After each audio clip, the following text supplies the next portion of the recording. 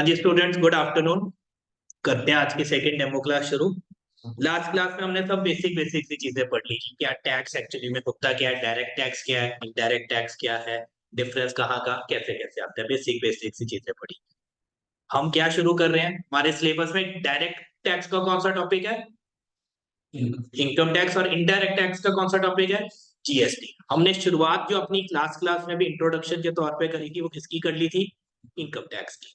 तो income tax में हमने मोटा मोटा ये देख लिया था। पढ़ते कैसे हैं, इनकम टैक्स एक्ट पहले है 1961 का, पर उसमें हर साल अमेंडमेंट्स चाहिए। तो पहले फाइनेंस बिल आता है, लाइक अब फाइनेंस बिल कब आने वाला है, आज की न्यूज में सुना है आजकल का, कब आता है, चलो 1 फेब को आ रहा है। 2-4 साल पहले तक क्या होता था, फेब्रवरी के लास्ट में आता था, पर बीजेपी गवर्नमेंट ने चेंज आके उसको थोड़ा सा जल्दी कर दिया। तो अब 1 फेब को एवरी ईयर बजट आ जाता है, 1 फेब को आपका बजट आ रहा है। बजट इज फाइनेंस बिल, वो पास जब हो जाएगा पार्लियामेंट में तो वो फाइनेंस एक्ट बन जाएगा। उसके बाद पढ़ने के लिए इनकम टैक्स के क्या होते हैं, रूल्स। रूल्स क्या कर देते हैं हमारे एक्ट को, और इलेबोरेट विस्तार तौर पे, जिसे कहते हैं मोर एक्सप्लेनेटरी करके बता देते हैं कि कोई प्रोविजन लिखे, अच्छा इसका मतलब ये है, इसका मतलब ये है। क्या कर रहे हैं, इलेबोरेट। सर्कुलर क्या कर देते हैं, बीच बीच में ये चीजें क्योंकि आती रहती हैं, ये आप जब प्रैक्टिस में आओगे, जॉब में जाओगे, आपको सुनने को मिलता रहेगा, यार सर्कुलर आ गया, नोटिफिकेशन आ गया। सर्कुलर का क्या मतलब, मैंने ये सपोज मैंने लास्ट क्लास ली, मैंने बोलना तो कुछ था, पर आप आज आके बताते हो सर आपने ये बोलना था। मैं कहता हूँ नहीं नहीं नहीं, इसको ऐसे ना इंटरप्रेट करो, मैंने ये नहीं बोलना था, मेरा कहने का मतलब ये था। मैं क्या कर रहा हूँ, उसकी और क्लेरिफिकेशन दे रहा हूँ आपको। तो सर्कुलर भी टैक्स में कुछ लिखा होता है, कल को जो असेसिंग है उसको गलत इंटरप्रेट कर, तो सरकार क्या करती है, सर्कुलर निकालती है, जिससे आपको और क्लैरिटी दे देती है उस पर। सर्कुलर सी से क्लैरिफिकेशन। फिर आ जाती है भैया नोटिफिकेशन। नोटिफिकेशन का मतलब है, अब एक्ट तो एक बार ही बन गया, और जो क्या कहते हैं फाइनेंस एक्ट हर साल आएगा, इनकम टैक्स एक्ट एक बार ही बन गया। अब बीच में गवर्नमेंट को कुछ चेंज करना है, कुछ भी बीच में, मीन सपोज अब अक्टूबर आ गया, अक्टूबर में गवर्नमेंट चाहती है मैं पुरानी चीज कोई डिलीट कर दूं, या कोई नई चीज ऐड कर दूं, या पुरानी ही चीज में कोई मॉडिफिकेशन कर, तो उसके लिए गवर्नमेंट क्या निकाल देती है, नोटिफिकेशन। नोटिफिकेशन से ऐड अमेंड डिलीट सब हो जाएगा। सर्कुलर सिर्फ क्लैरिफाई करता है, रूल्स इलेबोरेट करता है। ये बेसिक सा लॉ पढ़ने का तरीका। लीगल डिसीजन मैंने आपको बताया था, वैसे फाइनल का पार्ट है। लीगल डिसीजन मीन्स कई बार कुछ भी झगड़ा हो जाए तो कोर्ट में जाएंगे, जो कोर्ट डिसीजन देगा वो उसका लीगल डिसीजन। लीगल डिसीजन हमारे रेफरेंस में कहाँ काम आ जाते हैं, सुप्रीम कोर्ट का तो कोई भी डिसीजन ऑल ओवर इंडिया पे एप्लीकेबल है ही है, मानना पड़ेगा। हाई कोर्ट का उस एरिया को तो मानना ही पड़ेगा जिस एरिया में वो हाई कोर्ट है। पंजाब हरियाणा हाई कोर्ट ने दिया तो पंजाब के पूरी स्टेट में और हरियाणा की पूरी स्टेट में तो वो एप्लीकेबल होएगा ही होएगा। पर गुजरात में सिमिलर केस आ जाता है तो गुजरात हो या नॉयर इस हाई कोर्ट के जजमेंट को, मींस पंजाब एंड हरियाणा के हाई कोर्ट जजमेंट को रेफरेंस दे सकता है, पर जरूरी नहीं है कि वो उसको माने ही माने। यही पढ़ा हमने लास्ट क्लास में। फिर मैंने आपको कहा था टैक्स किस पर लगता है, टोटल इनकम पर। टोटल इनकम कैलकुलेट करने के लिए ये हमारे स्टेप्स हैं, जिसका फर्स्ट स्टेप ही हमारा क्या है, रेजिडेंशियल स्टेटस। कि रेजिडेंशियल स्टेटस हमें पता होना चाहिए कि उससे एक रेजिडेंशियल स्टेटस से क्या पता लगता है कि अगर तो कोई बंदा रेजिडेंट है तो थोड़ी उसकी सारी इनकम टैक्सेबल हो जाएगी, all global income. Non resident है तो उसकी सिर्फ इंडियन इनकम इंडिया में टैक्सेबल हो जाएगी। उसके अलावा मैंने आपको बताया था पहले रेजिडेंशियल स्टेटस डिटरमिन करेंगे, फिर हम देखेंगे पांचों हेड में, 5 हेड में अलग अलग इनकम बाइफरकेट करेंगे। फिर उसके बाद कोई क्लबिंग क्लबिंग होनी है, क्लबिंग ये सब कुछ नहीं समझ आ रहा है, रहने दो, वो हमने टॉपिक्स करने हैं अलग अलग। आज मैंने आपको बोला था रेजिडेंशियल स्टेटस से शुरुआत करेंगे, तो आज हम रेजिडेंशियल स्टेटस से ही शुरुआत करते हैं।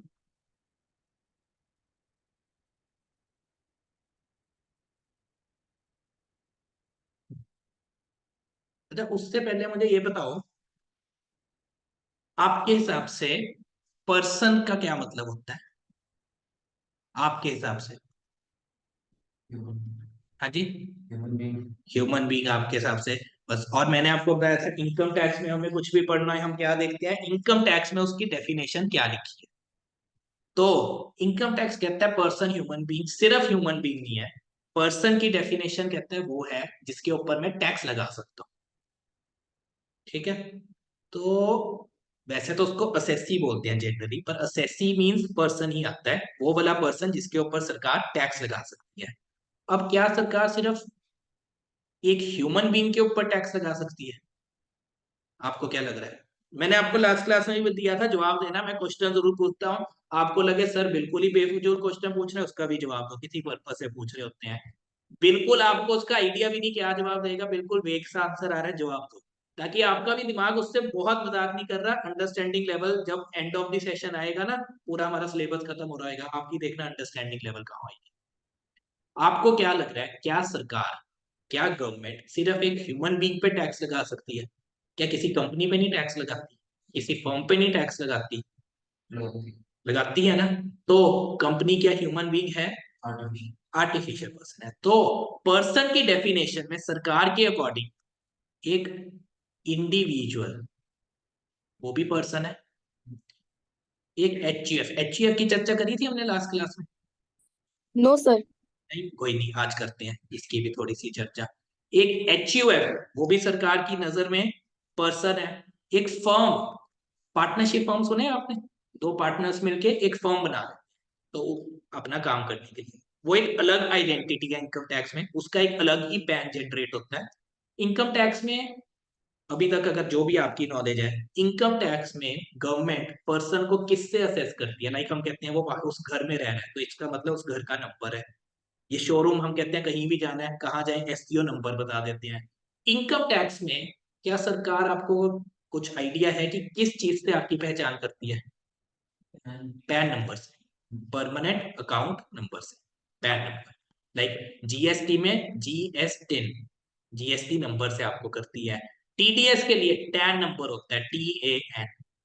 तो हर चीज का एक नंबर होता है। इनकम टैक्स में गवर्नमेंट आपको पैन नंबर से आइडेंटिफाई करती है। इंडिविजुअल का अपना पैन होगा, एचयूएफ का अलग। एचयूएफ मैं बता रहा हूँ क्या होता है, एक मिनट रुक जाओ। Firm, partnership firm, mister A और मिस्टर बी ने मिलकर काम करना चाहा, तो मिस्टर ए का इंडिविजुअल पैन अलग होएगा, मिस्टर बी का इंडिविजुअल पैन अलग होएगा, दोनों ने मिलकर जो फर्म बनाई पार्टनरशिप फर्म, उसका पैन अलग होएगा।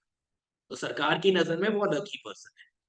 फर्म पार्टनरशिप फर्म भी होती है। और एक, अब तो काफी टाइम हो गया, गवर्नमेंट ने एक निकाली थी लिमिटेड लाइबिलिटी पार्टनरशिप, तो वो भी पार्टनरशिप फर्म का ही पार्ट बनती है, हमारी फर्म हो जाती है। उसके बाद एक AOP, एक BOI, बिल्कुल ठीक बोला आपने, पर इसका BOI, BOI is body of individuals.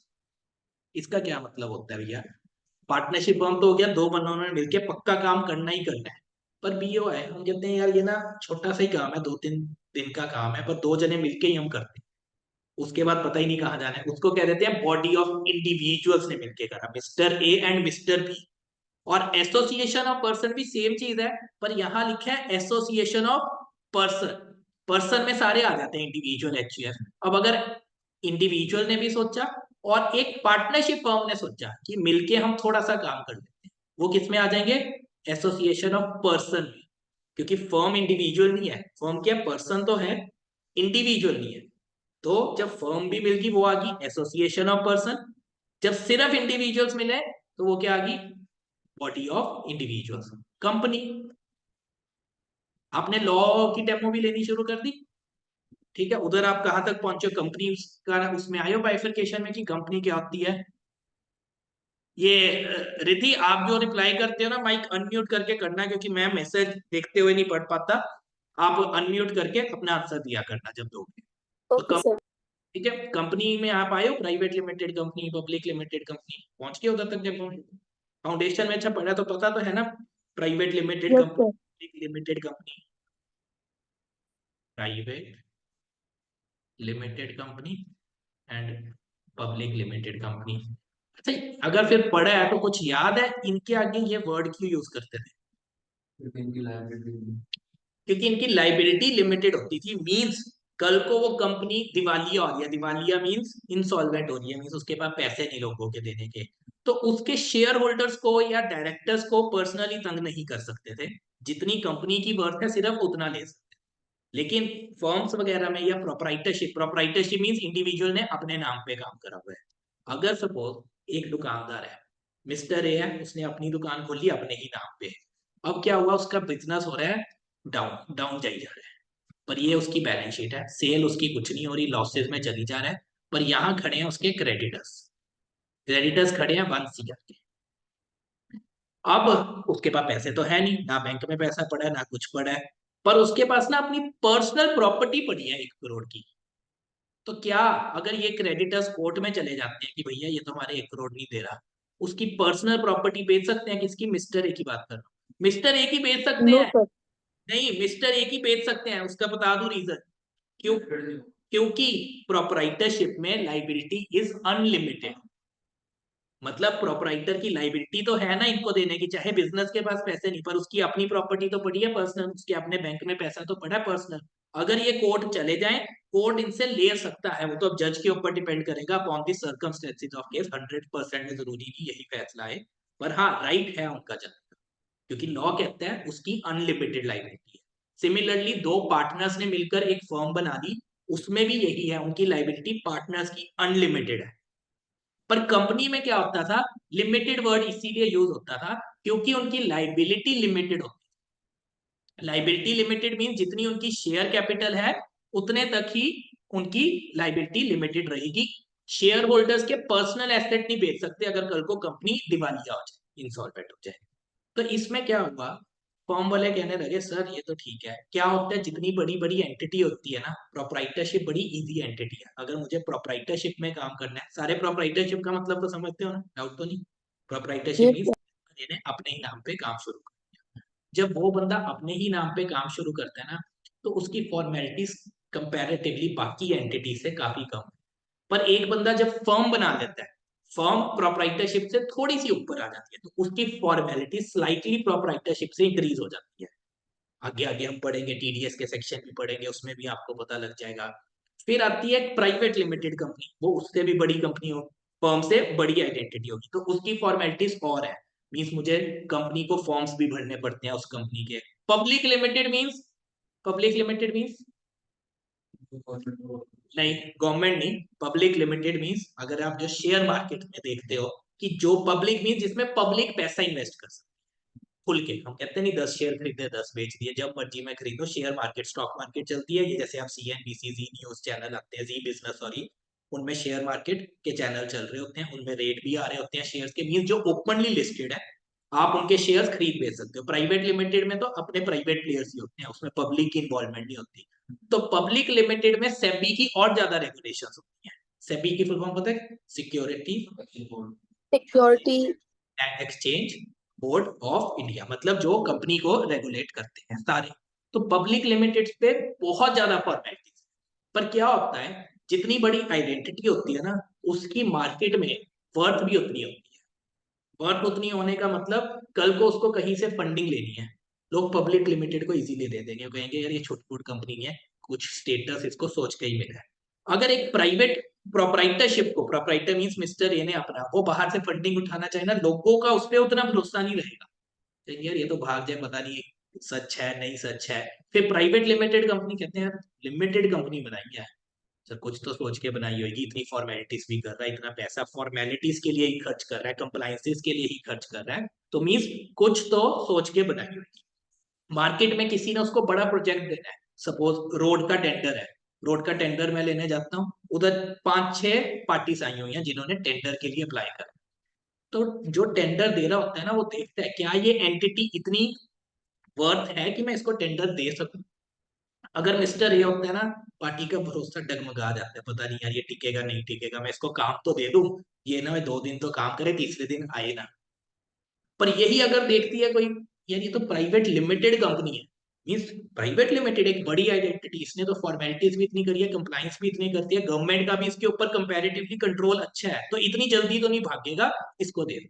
तो ऐसे ही क्या हुआ, धीरे धीरे पार्टनरशिप फर्म वाले कहने लगे सर क्या होता है, पार्टनरशिप फर्म में आपने हमारी पार्टनर्स की लाइबिलिटी अनलिमिटेड कर दी है, उससे सर कल को दिवालिया होता है हमें तो नुकसान है, आपने कंपनी को भी फायदा दिया, कोई बीच का रास्ता निकाल लो। हम कंपनी में तो गवर्नमेंट कहती है तो प्राइवेट लिमिटेड बना ले, तुझे लाइबिलिटी लिमिटेड रखनी है ना, तो प्राइवेट लिमिटेड बना ले। कहता नहीं सरकार मैं प्राइवेट लिमिटेड नहीं बनाना चाहता, क्योंकि उसमें कंप्लाइंसेस बहुत ज्यादा है, फिर तो मैं सारा दिन, अभी मैं इतना बड़ा नहीं बना कि मैं प्राइवेट लिमिटेड बना लूं, मुझे तो कोई बीच का रास्ता निकाल के दो।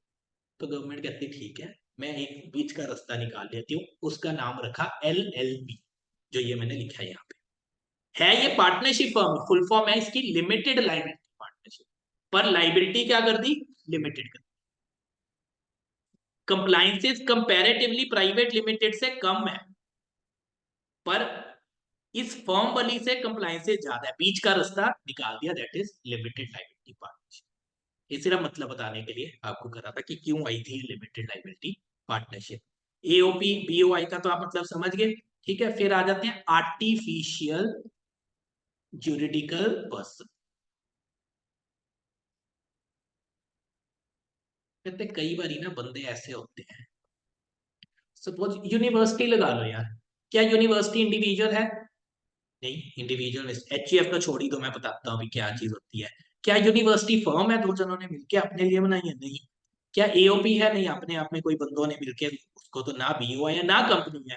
तो ऐसे बंदे क्या है, कहते हैं वो अपने आप में एक पर्सन है, आर्टिफिशियल पर्सन है, क्योंकि उनको अलग असेस करेंगे यूनिवर्सिटीज को, तो वो सब कहाँ आ जाते हैं, इस हेड में आ जाते हैं, आर्टिफिशियल ज्यूरिडिकल पर्सन।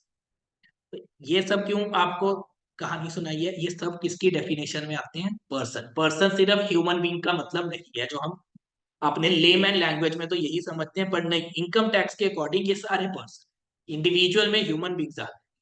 एचजीएफ अभी बताता हूँ, firm, AOP, BOI, company, artificial juridical person. ये सब क्यों बताना पड़ा, आज हमारा टॉपिक हम क्या शुरू करने लगे, रेजिडेंशियल स्टेटस। तो रेजिडेंशियल स्टेटस इन हर बंदों के लिए अलग तरह से डिटरमिन होता है। इंडिविजुअल के लिए रेजिडेंशियल स्टेटस अलग डिटरमिन होता है, एचजीएफ के लिए अलग, फर्म, एओपी, बीओआई, कंपनी के लिए, सबके लिए अलग। तो उससे पहले हमें ये पता होना चाहिए पर्संस कौन कौन। अब पहले एचईएफ को क्लियर कर लें ताकि हमारी पर्संस की डेफिनेशन क्लियर हो जाए, फिर हम रेजिडेंशियल स्टेटस में आ जाते हैं।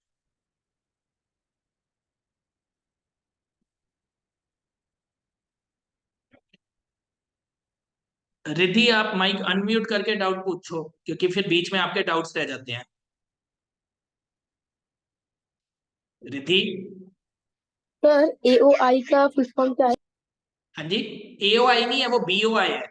BOI is body of individuals, और ये एओपी है, एसोसिएशन ऑफ पर्सन।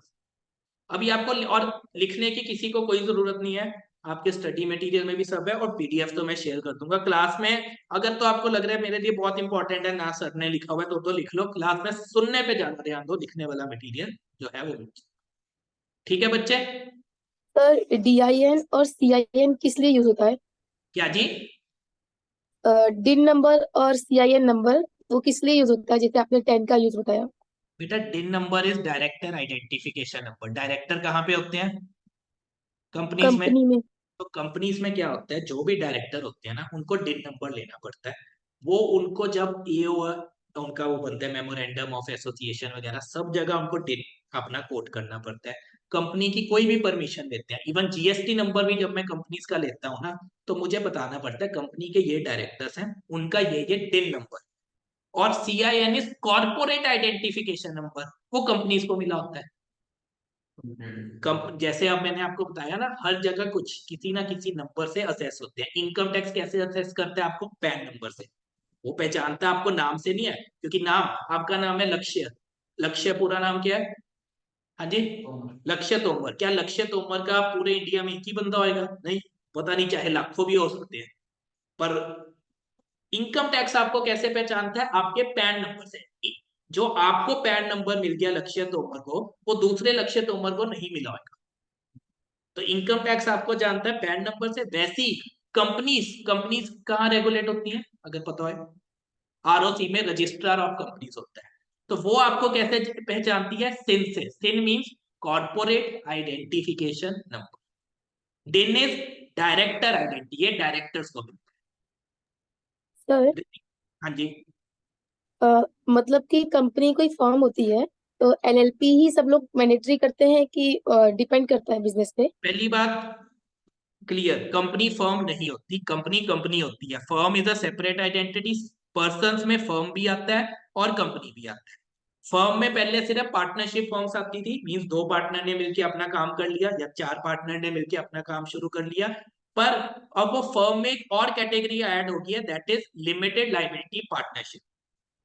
अब जनरली जिसको बड़ा काम करना होता है वो प्राइवेट लिमिटेड ही बनाता है, पर अगर जिसको थोड़ा सा छोटा काम करना है लेकिन उसको फर्म नहीं बनानी, और फर्म क्यों नहीं बनानी, क्योंकि फर्म में लाइबिलिटी इज अनलिमिटेड, एलएलपी में योर लाइबिलिटी इज लिमिटेड, तो फिर वो क्या लिमिटेड। कर लेता है, एलएलपी बना लेता है।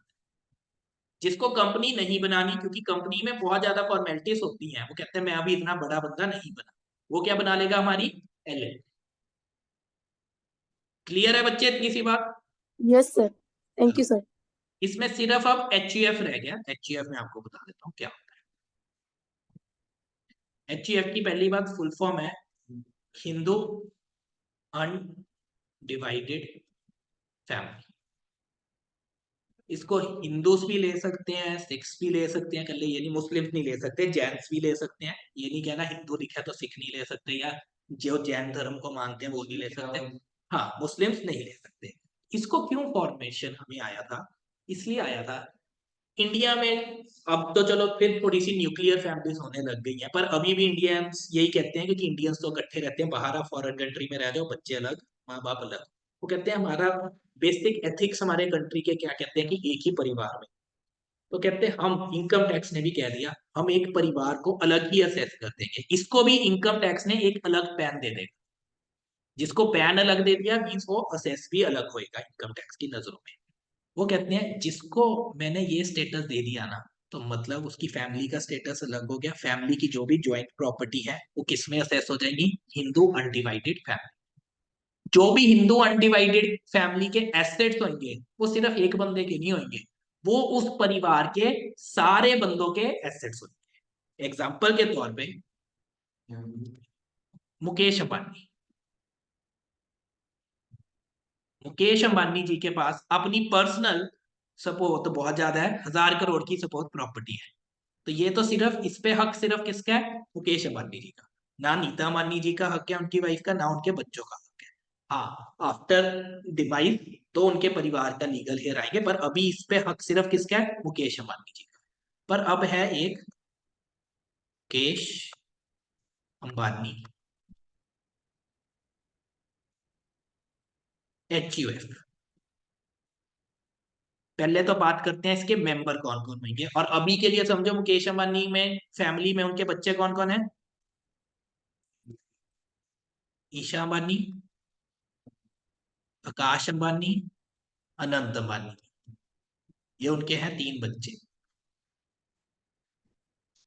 और ये मान लो अभी किसी की शादी नहीं हुई, समझने के पॉइंट ऑफ व्यू से, ये उनकी, ये खुद हो गए मुकेश अंबानी जी, ये उनकी वाइफ होगी नीता अंबानी। इस मुकेश अंबानी एचयूएफ के ये सारे मेंबर्स हैं, उनका भाई नहीं इसमें मेंबर होएगा, भाई का अनिल अंबानी का एचयूएफ अलग होएगा।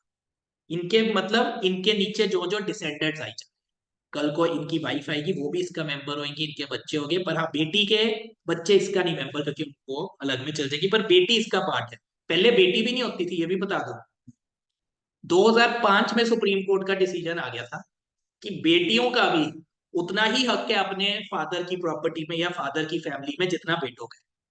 2005 से पहले नहीं, ये था सुप्रीम कोर्ट का जब डिसीजन आ गया, now daughters also have the equal right in their fathers property. पहले तो यही होता था ना, मेल रूल चलता था, पर 2005 से ये रूल चल रहा है, तो 2005 से एचईएफ का पार्ट ये भी बन गया। पार्ट पहले भी थी, अभी फर्क बताता हूँ मेंबर्स और को पार्टनर्स में क्या क्या फर्क आया। वैसे ये रेजिडेंशियल स्टेटस में तो मैं एचईएफ का आपको सीधा बताया था, पर हाँ मतलब क्लियर पता होना चाहिए, ज्यादा बेटर अंडरस्टैंडिंग में काम आता है। नहीं तो सीधा रेजिडेंशियल स्टेटस इसका मैं बता सकता था, अच्छी तरह मतलब समझ लो, कोई बात नहीं, हमारे पास टाइम है, हमने क्लियर चलोगे ना कभी भी डाउट नहीं आने वाले, कंसेप्चुअल क्लैरिटी होगी, पढ़ने का मजा ही अलग आएगा। अब क्या है, ये सारे इस एचईएफ का पार्ट है। अब मान लो इस एचईएफ के पास 5 प्रॉपर्टीज हैं इस एचईएफ के नाम, क्योंकि इसका पैन भी अलग होएगा, प्रॉपर्टीज हैं, और वो सारी प्रॉपर्टीज कितने की हैं, 100 करोड़ ईच की है, मतलब टोटल प्रॉपर्टी वैल्यू कितनी होगी, 500 करोड़। इस पूरी प्रॉपर्टी पे सिर्फ मुकेश अंबानी जी का नहीं हक है, पांचों जनों का इक्वल हक है, पांचों जनों का इक्वल हक है। तो ये प्रॉपर्टी कल को क्या होता है, परिवार में थोड़ी अनबन होने लगती है, अनबन होने लगती है, कोई भी एक बंदा कहता है इस एचईएफ को तोड़ो, सारे सारे अपना हिस्सा लेके जाओ, सुख शांति से रहो, कोई बात नहीं, जब तक इकट्ठा है तो तब तक तो लड़ाई हो ही जाए। आपके हिसाब से क्या ऐसा हो सकता है? कुछ नहीं पढ़ा आपने, मन में जो आ रहा है बताओ। क्या आपके हिसाब से कोई बंदा कह सकता है कि यार इसको तोड़ो? हो सकता है यस लड़ाइयाँ सर। परिवार में यार हो ही जाती हैं कभी ना कभी, अगर हो जाए तो हर कोई कहता है यार छोड़ो लड़ाइयों में नहीं रखा। इससे अच्छा अगर हम किसी कंक्लूजन पे नहीं आ पा रहे, इस एचईएफ को तोड़ो, सुख शांति से सारा सारे अपने अपने हिस्से लो और सुख शांति से रहो। पॉसिबल? हाँ जी। तो कहते हैं इनमें से कोई भी बंदा जो ये कह सकता है ना कि इस एचईएफ को तोड़ो, उसको बोलते हैं मेंबर्स। ये सारे हैं, पहले तो ये क्लियर हो, मेंबर्स तो सारे हैं ही हैं, इसमें कोई शक नहीं है। पर कहते वो वाले मेंबर जो ये कह सकते हैं, जिनको ये राइट दिया गया है कि इस एचयूएफ को तोड़ो, उनको बोलते हैं को पास, को पासनर। ठीक है, मतलब वो ये कह सकते हैं इस एचयूएफ को तोड़ो। वो कौन कौन है? All male members. Male members कौन है? मुकेश अंबानी जी, मुकेश। अंबानी, अनंत अंबानी, प्लस क्या कर दिया 2005 के बाद, male members and their daughters कर दिया। मतलब ईशा अंबानी भी कह सकते, पर नीता अंबानी नहीं कह सकती, क्योंकि डेफिनेशन में पहले लिखा था all male members are the co partners. 2005 के बाद लिख दिया male members and their daughters are the co. तो डॉटर में ईशा मानी भी आ गई, तो ये सारे को पार्टनर हैं। नीता मानी जी को पार्टनर। पर हाँ, एचईएफ जब टूटेगा तो नीता मानी जी का भी इक्वल हो गया, मींस आकाश अंबानी जी कह देते हैं इस एचईएफ को तोड़ो, तो टूट जाएगी। तोड़ने के बाद 5 प्रॉपर्टियां ना, प्रॉपर्टियां पांचों में इक्वल इक्वल बट जाएगी 100-100 करोड़ की। एक तो इतनी सी बस बस क्लियर होगी। ठीक है, तो एचईएफ का पैन अलग होता है, और एचईएफ जब टूटती है ना, वैसे आपको क्या लगता है टूटने को हम क्या वर्ड यूज करते हैं? अकाउंट्स में भी आप एक वर्ड पढ़ा हुआ है आपने। वाइंडिंग अप या नहीं, डिसोल्यूशन। फाइंडिंग अप तो बंद करना होता है बच्चे, डिसोल्यूशन। डिसोल्यूशन। वैसे जनरली डिसोल्यूशन, डिसॉल्व कर दो मींस वो कर दो, खत्म करो इसको। पर एचईएफ के लिए वो मतलब सेम ही है, पर वर्ड यूज होता है पार्टीशन। पार्टीशन, पार्ट करने का अलग, मतलब टेक्निकल वर्ड है इसके लिए। एचईएफ के लिए वर्ड पार्टीशन यूज होता है, मतलब सेम है डिसोल्यूशन का। लॉ ने लेकिन इसके लिए क्या वर्ड यूज करा है? पार्टीशन। अगर इसकी आकाश का की वाइफ को भी पार्टिसिपेट कर सकते हैं। आकाश वो मेंबर जरूर है इस एचईएफ का, पर वो ये नहीं कह सकते इसको तोड़ो। आकाश अंबानी कह सकते। क्लियर? अब मैं बढ़ू आगे, चलो अब हम अपने रेजिडेंशियल स्टेटस वाले उस पर आ जाते हैं। ये मैंने आपके लिए ये पीडीएफ शेयर कर दूंगा सिंप्लीफिकेशन के लिए। वैसे तो आपकी बुक्स में भी बड़े अच्छे चार्ट बने हैं, पर मैंने कोशिश करी है आपको और सिंप्लीफाइड तरीके से बनाने की, तो ये चार्ट्स बनाए हुए हैं, ये सर, आपको मिल। हाँ जी बोलो। पैन मतलब कि पैन कार्ड नंबर ना। पैन कार्ड नंबर, बिल्कुल। Pan means permanent account number, वो अप्लाई पैन। चलो अब रेजिडेंशियल स्टेटस में आते हैं। पहले हम बात, कितने हमने पर्सन्स कितने तरीके के थे? इंडिविजुअल भी था, HUF, firm, AOP, BOI, local authority, company, artificial juridical person. जो ये वाले कैटेगरी के हैं, एजेपी यहां लिख दूंगा मैं, आर्टिफिशियल ज्यूरिडिकल पर्सन भी इधर आएगा। कहते हैं इनके ना दो ही स्टेटस होंगे, या तो ये रेजिडेंट होंगे या ये नॉन रेजिडेंट। कहते हैं ये रेजिडेंट कब होंगे, ताकि, क्योंकि ये तो टॉपिक है बहुत बड़ा, अभी बताता हूँ। ये टॉपिक सिंपल सा है। ये जगह कहते हैं रेजिडेंट कब होंगे, जब इनके management and control of the affairs of the firm, या ऑफ द एओपी, या ऑफ द लोकल अथॉरिटी। फिर से रिपीट कर रहा हूं, management and control of the affairs of the firm. मतलब कि मोटे मोटे मैनेजमेंट, इससे क्या मतलब समझे कि इनके डिसीजन मेकिंग पावर। अगर तो होली आउटसाइड इंडिया लिए जा रहे हैं, मतलब पूरे के पूरे इंडिया के बाहर लिए जा रहे हैं, तो ये क्या होगी? आपको क्या लग रहा है? Non resident. अगर इनके management and control of the affairs of the firm are taken partly in India, partly outside India, या होली इन इंडिया, तो ये क्या बन गई? रेजिडेंट। बस टॉपिक इसका। ये ना समझना इतना इजी है, 5 मिनट का टॉपिक नहीं है, क्योंकि इसमें बहुत टाइम लगेगा। ये टॉपिक खत्म, कुछ भी नहीं। मतलब समझ गए? फिर से रिपीट कर देता हूं। when management and control of the affairs of the firm are wholly, पूरे के पूरे बाहर है, आउटसाइड इंडिया है, तो क्या बन गए? Non resident. But if partly in India and partly outside India, तो क्या बन गए? Resident. And Holi in India तो भी रेजिडेंट। क्लियर, टॉपिक खत्म, ये बना। और कंपनी के केस में सिर्फ वर्डिंग चेंज कर दी, कहते बाकियों के केस में क्या था, management and control of the affairs. Company के केस में लिख दिया where place of its effective management. क्या लिख दिया, place of effective management.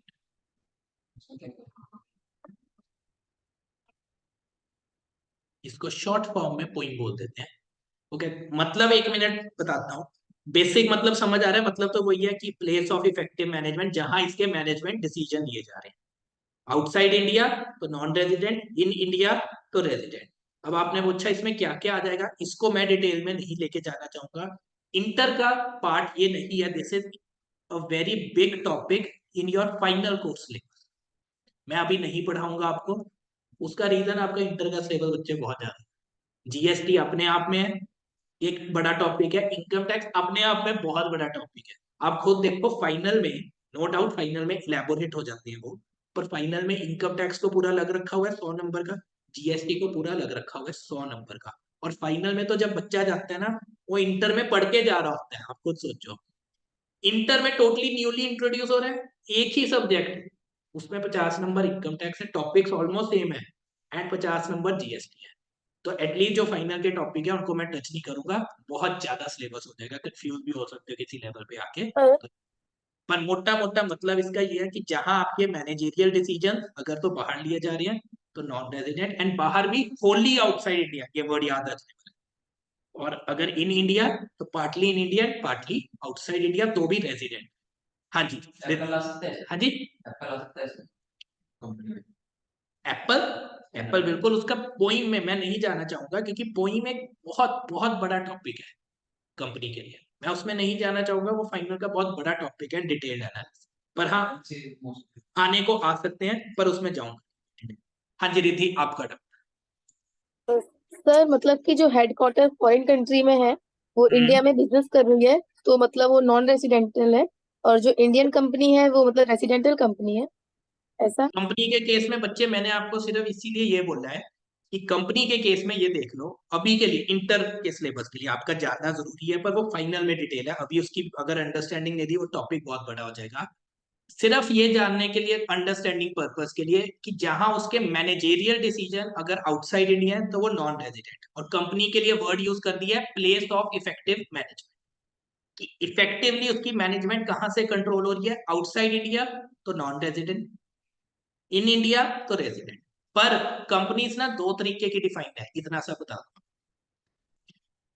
Private limited public limited नहीं कह रहा, नो वो भी नहीं कह रहा, domestic company and foreign company. Domestic company क्या बोलते हैं, कहते हैं डोमेस्टिक कंपनी होती है एक तो Indian company. Indian company means, आपको पता है कंपनीज के ऊपर आज की डेट में कौन सा एक्ट लग रहा है, कंपनीज एक्ट 2013। 2013 से पहले कौन सा एक्ट था, कंपनीज 1956। एक्ट 1956। तो इंडियन कंपनी वो है, अगर तो कोई न्यू कंपनी बनी है वो तो आज की डेट में कंपनीज एक्ट 2013 के तहत रजिस्टर होगी, पर अगर जो पुरानी कंपनी चल रही है वो तो 1956 में ऑलरेडी रजिस्टर्ड है। तो ऐसी कंपनी जो कंपनीज एक्ट 2013 या 1956 के तहत रजिस्टर है वो तो इंडियन कंपनी होगी। कहते हैं लेकिन कोई भी ऐसी कंपनी जिसने ऐसे प्रोविजन करे हैं कि वो डिविडेंड क्या कर दे, इंडिया में डिक्लेयर करते हैं, पे कर दे, इंडिया में डिक्लेयर एंड पे कर दे, तो वो कंपनी भी इंडियन कंपनी होगी। जैसे इसके एप्पल के शेयर वगैरह रहते हैं। अगर अगर एप्पल इंडिया में ही डिविडेंड डिक्लेयर भी करे और पे भी करे तो, डिक्लेयर बाहर कर दिया तो नहीं, डिक्लेयर भी इंडिया में करे और पे भी, ये लॉ में आप बहुत डिटेल में पढ़ोगे व्हाट डज। हाँ जी, फॉरेन में करते तो जनरली, ठीक है, पर अगर करे तो हाँ इंडियन होगी। और फॉरेन कंपनी में क्या लिखा है, companies other than domestic company, मतलब कहते हैं जो डोमेस्टिक कंपनी में नहीं फॉल करी वो फॉरेन कंपनी। एक तो ये समझे आप। तो रेजिडेंट में कंपनी के केस में कहते हैं इंडियन कंपनी तो जो है वो तो हमेशा ही रेजिडेंट होगी, इंडियन कंपनी हमेशा ही रेजिडेंट होगी, उसको नहीं देखना नॉन रेजिडेंट है कि नहीं है। बाकी कंपनीज के लिए वही, if poem, poem is place of effective management, बाहर है तो नॉन रेजिडेंट, इंडिया में है हाँ बिल्कुल। एक बारी के लिए ये क्लियर हो गया आपको। अब मैं आगे बढ़ लूं। और ये क्यों डोमेस्टिक कंपनी भी क्यों देख रहे हैं, जब हम टैक्स रेट पढ़ेंगे ना, फॉरेन कंपनी पे फ्लैट 40% टैक्स लगता है, डोमेस्टिक कंपनी पे पहले 30% था, 30% आज भी है, इसके अलावा दो रेट और दिए हुए हैं, 22% भी दिया हुआ है, 15% भी दिया हुआ है, एक और रेट भी था 25%, वो एक साल के लिए था, अभी इसमें मैं नहीं कंफ्यूज कर रहा हूँ, जब रेट पढ़ेंगे तब पढ़े। ये कहाँ फर्क आता है, यहाँ फर्क आता है कि फॉरेन कंपनी पे फ्लैट 40% मीन्स अगर उसने 100 रुपए भी कमाए 40 रुपए सरकार को देने पड़े, डोमेस्टिक कंपनी पे थोड़ा कम रेट लगता है। आगे बढ़ो, ये इनका क्लियर हो गया। अब मैं पढ़ रहा हूँ सिर्फ इंडिविजुअल को पकड़ रहा हूँ, फिर एचयूएफ को उसके बाद पकड़ेंगे, ठीक है पर इंडिविजुअल। हाँ जी बोलो। मतलब कि जो आपने बोला डिविडेंड इंडिया में ही मतलब डिक्लेयर करेगा एप्पल कंपनी, पर वो इंटरनेशनल कंपनी है तो जो भी शेयर में इन्वेस्टमेंट करेगा तो उसको मिलेगा डिविडेंड। हाँ करेगा, पर वो इंडिया में डिक्लेयर करता नहीं ना। मैं तो ये कहा अगर कोई कंपनी इंडिया में ही डिक्लेयर करके पे भी इंडिया में कर दे तो डोमेस्टिक कंपनी बनेगी, इंडियन कंपनी तो भी नहीं बनेगी। रिलायंस तो है ही इंडियन कंपनी। ये बेटा अगर कोई कंपनी इंडिया में रजिस्टर्ड है, इंडिया में रजिस्टर्ड मींस कंपनीज एक्ट 2013 के तहत या 1956 के तहत, वो तो इंडियन कंपनी है ही है, चाहे वो डिविडेंड जहां मर्जी डिक्लेयर कर दे, चाहे वो इंडिया में डिक्लेयर कर दे चाहे बाहर कर दे। तो रिलायंस तो रजिस्टर ही इंडिया में है, इन कंपनीज एक्ट 1956 के तहत वो इंडिया में रजिस्टर्ड है, वो तो हमेशा ही इंडियन कंपनी रहेगी। अगर मैं आप इंडिया में पैदा हुए हो तो आप इंडियन सिटीजन ही रहोगे ना, बाहर जाके अगर उनके क्राइटेरिया फुलफिल कर दो, जैसे कनाडा में इतने साल रहो जॉब करो, तो आप कैनेडियन सिटीजनशिप ले सकते हो, और वो भी बहुत ज्यादा प्रोसीडिंग्स करने के बाद। पर जहां पैदा हुए सिटीजन तो उधर के कहलाओगे कि नहीं कहलाओगे। वैसे ही है जो इंडियन कंपनीज एक्ट 2013 या 1956 के तहत इंडिया में रजिस्टर होगी वो तो हमेशा ही इंडियन कंपनी कहलाएगी। तो Reliance is Indian company. Clear, मैं आगे बढ़ लूं। सर हाँ जी। ये चैप्टर कौन सा है? देखो हमने शुरू तो करना था रेजिडेंशियल स्टेटस, वो ही कर रहे हैं, और हाँ साथ साथ में थोड़े से आपको मैंने बेसिक कंसेप्ट बता दिए। ये देखो यहाँ से हमने लास्ट क्लास में शुरू करा था अपना, मैंने आपको लास्ट क्लास खत्म कहाँ करी थी कि नेक्स्ट क्लास में ये टॉपिक शुरू करेंगे, ये टॉपिक ही शुरू करा है मैंने। पर इसके लिए मुझे आपको ये बताना पड़ गया बेटा कि पर्सन्स कितने कितने तरीके के होते हैं। क्यों? क्योंकि हर पर्सन का रेजिडेंशियल स्टेटस अलग होएगा। तो पर्सन कौन कौन होता है? इंडिविजुअल भी पर्सन है, HUF, firm, AOP, BOI, company, artificial juridical person. मैंने आपको ये बताया इन बंदों के लिए बड़ा इजी है रेजिडेंशियल स्टेटस देखना, कुछ नहीं। Firm, AOP, local authority, BOI, company, AG, दो ही होते हैं इनके, रेजिडेंट या नॉन रेजिडेंट। नॉन रेजिडेंट कब? जब management and control of the affairs outside India. तो नॉन रेजिडेंट मतलब कि ये बाहर से मैनेज हो रही है, बाहर से कोई इसको कंट्रोल कर रहा है, तो नॉन रेजिडेंट। अगर इंडिया से कोई इसको कंट्रोल कर रहा है, चाहे पार्टली इंडिया से कर रहा है पार्टली बाहर से भी कर रहा है, तो भी ये रेजिडेंट होगी। कैसे? फिल्म तो कैसे कोई कंपनी है, अच्छा मोबाइल में, ठीक है, तो महिंद्रा की कार होगी, ओन्ड बाय महिंद्रा, ठीक है, ठीक है, तो उसका मेन जो कंट्रोल है इंडिया से हो रहा है, महिंद्रा कर रही है ना। उसका पोइम देख, कंपनी के लिए पोइम है, मैं पोइम में नहीं जा रहा क्योंकि बाकियों के लिए तो सिर्फ एक ही वर्ड यूज है, कंट्रोल एंड मैनेजमेंट, वो सिंपल अंडरस्टैंडिंग है। कंपनीज के केस में पोइम आ जाता है, मैंने तो आपको बेसिक अंडरस्टैंडिंग के, पोइम में मैं बहुत रूल्स, मैं अभी एक स्टेटमेंट दे दूंगा, हो सकता है आपके माइंड में वो फिट हो जाए, आप उसके बेस पे डिसीजन ले लो, नहीं, पोइम अपने आप में टॉपिक, मैं उस पर नहीं जा रहा। ठीक है बच्चे, अब मैं इंडिविजुअल पे आ रहा हूं जो आपके पॉइंट ऑफ व्यू से इंपॉर्टेंट है। पहले एक बार देख लो रेजिडेंट नॉन रेजिडेंट में फर्क क्या आता है। देखो इंडिविजुअल की ना दो कैटेगरी रहेंगी, इंडिविजुअल और एचयूएफ की, एक तो रेजिडेंट एक नॉन रेजिडेंट। रेजिडेंट की इंडिविजुअल एचयूएफ में फर्दर दो क्लासिफिकेशन हो जाएगी, ordinary resident and not ordinary resident, ordinary resident and not ordinary. लेकिन कब होएगी? पहले अगर उसको ये देखना पड़ेगा कि क्या वो रेजिडेंट है, अगर रेजिडेंट है तो ही आगे हम दो क्लासिफिकेशन फर्दर करेंगे। ठीक है बच्चे, क्या फर्क आता है ये बता देता हूं मैं आपको। फॉरेन इनकम ना दो टाइप की होती है, ऐसी फॉरेन इनकम, एक तो वो वाली फॉरेन इनकम हो सकती है जिसको मैं इंडिया से कंट्रोल कर रहा हूँ। यार मैं रहता इंडिया में, मैंने कनाडा में अपना एक बिजनेस खोल लिया, पर जो भी कनाडा में डिसीजन लेने हैं मेरे से बिना पूछे नहीं लिए जा सकते, क्योंकि मैं ओनर हूँ। कुछ भी मेरे से फोन पे डिस्कस करो तो ही उधर कोई काम होएगा, नहीं तो नहीं होएगा। मैंने कह दिया आज फैक्ट्री बंद, आज फैक्ट्री बंद। मैंने कह दिया डबल शिफ्ट लगेगी तो आज डबल शिफ्ट लगेगी। मैंने कहा कि उस सप्लायर को माल बेच दो तो ही उस सप्लायर को माल बेचोगे। मैंने कह दिया इस सप्लायर से माल नहीं खरीदना तो नहीं खरीदा जाएगा। इस एम्प्लॉय को हटा दो तो कौन कंट्रोल कर रहा है उसको? मैं कर रहा हूँ।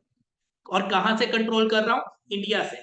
तो एक तो ऐसी फॉरेन इनकम होगी, और इनकम मेरे को बताओ जो मेरे बिजनेस की कनाडा में इनकम हो रही है, क्या वो इंडियन इनकम है कि फॉरेन इनकम? ना, फिर से आपने मेरी बात को ध्यान से सुनो। मैंने कनाडा में बिजनेस खोला। अब जो पढ़ा हुआ है उसको ना लॉजिक से बताओ मुझे।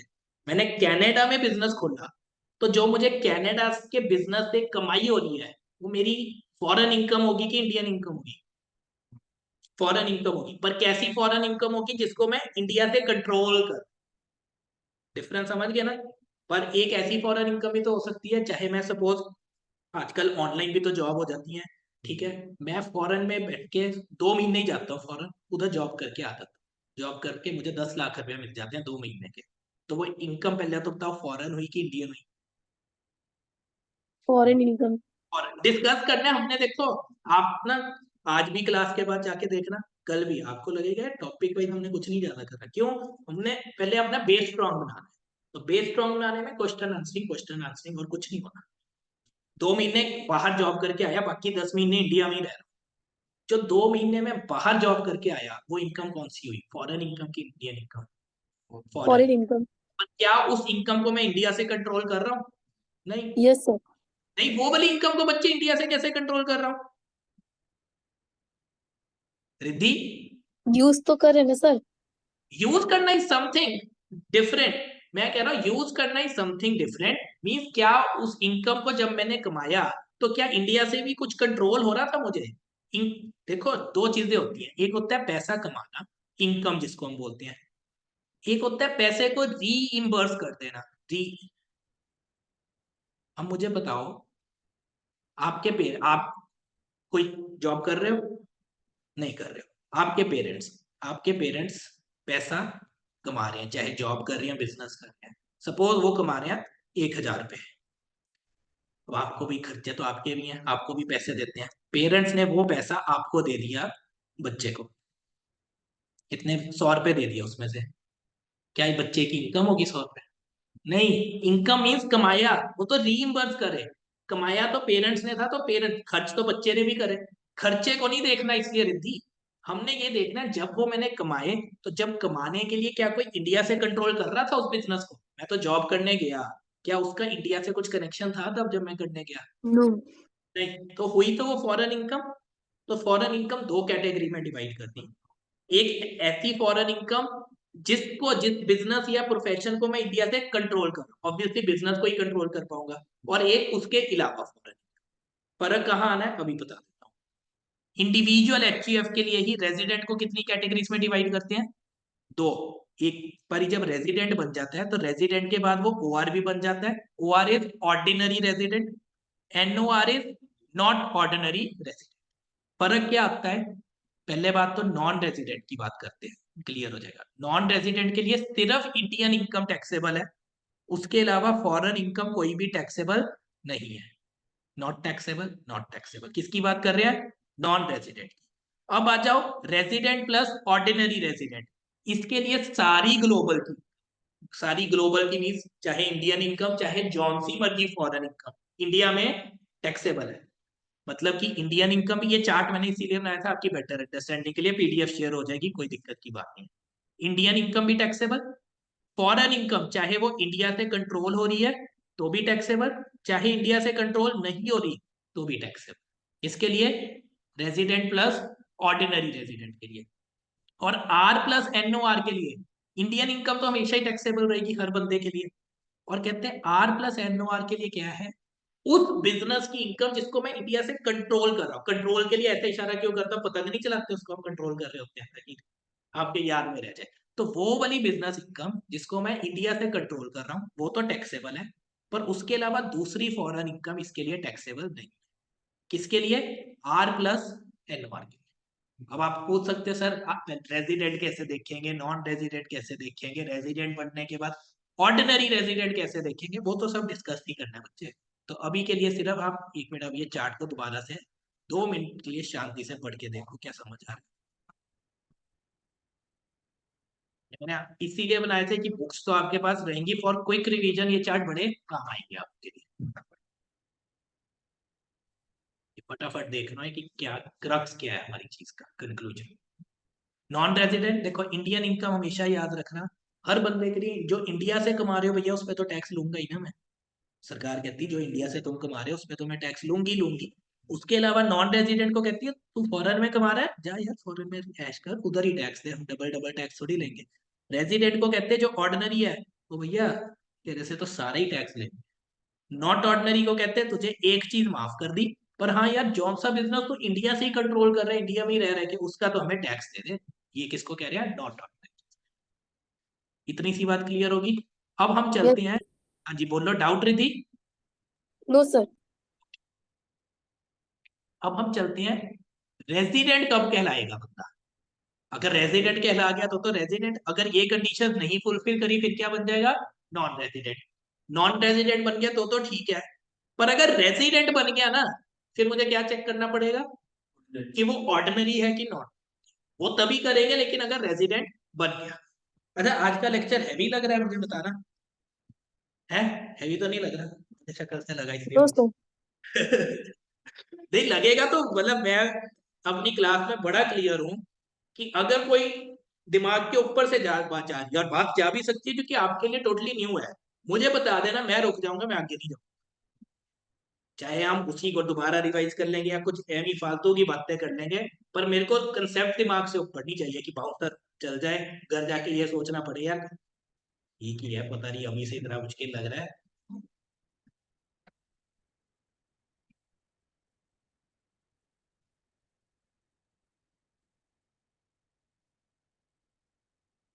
क्योंकि अभी तो हम सिर्फ बेसिक्स कर रहे हैं, मैं बड़ा कोई एग्जांपल नहीं अभी करा रहे, एग्जांपल करेंगे ज्यादा क्लैरिटी होती रहेगी, अभी तो सिर्फ सिर्फ बेसिक्स आपको बताने भैया ये है ऐसे है। अच्छा चलो अब हम आते हैं रेजिडेंट। रेजिडेंट का पहले तो याद रखो, resident is not linked to citizenship. आप किस कंट्री के सिटीजन हो? आप इंडिया के। ओबामा किस कंट्री, ओबामा पता है ना सबको, यूएस के एक्स प्रेसिडेंट, वो किस कंट्री के सिटीजन है? यूएस। अगर ओबामा जी, चलो पहले तो इसका रूल आते हैं, साल में कितने दिन होते हैं? 365, उसके हाफ कर दो, हाफ कितना बना? यार सीए कर रहे हो, 1 मिनट में आंसर आना चाहिए था। एक यार 365 डिवाइडेड बाय 2 182.5, मतलब मेरे को हाँ फटाफट आंसर दोगे आप। चलो 182.5 कहते, 0.5 को तो पॉइंट को इग्नोर भी कर दो।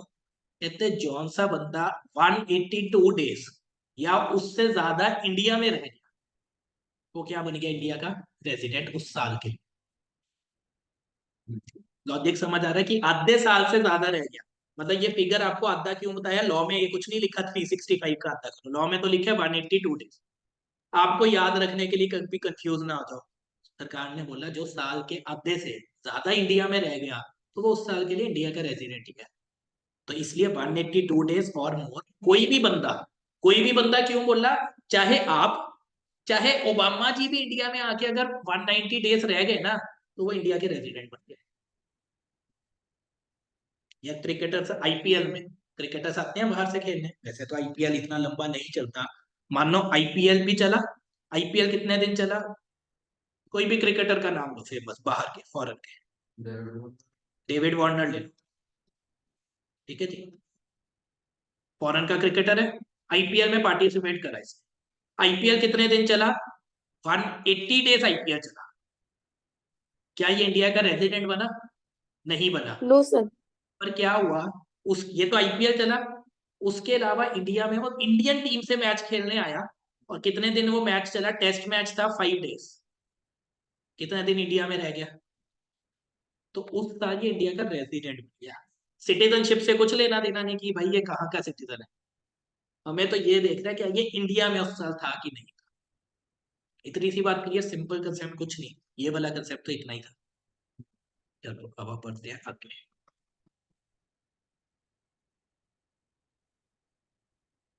सेकेंड कंडीशन कह रहा है हो सकता है वो 182 डेज तो बंदा ना रहा है, पर 60 डेज ग्रेटर देन और इक्वल टू 60 डेज, मतलब मिनिमम 60 डेज या 60 डेज से ज्यादा तो हो सकते हैं। इस साइन का मतलब तो समझते हो ना, ग्रेटर देन और इक्वल टू। और कहते हैं एक बंदा यस है वो 60 डेज तो इंडिया में रह गया, यहाँ तो कंडीशन कह रहा था 182, क्योंकि यहाँ लिखा है और। अच्छा, और एंड में क्या फर्क है पहले, क्योंकि इनकम टैक्स में, इनकम टैक्स के अब तो आप जो भी लॉ पढ़ने लगे हो, लॉ सब्जेक्ट भी पढ़ोगे, और एंड में बिल्कुल क्लियर डिस्टिंक्शन है ना।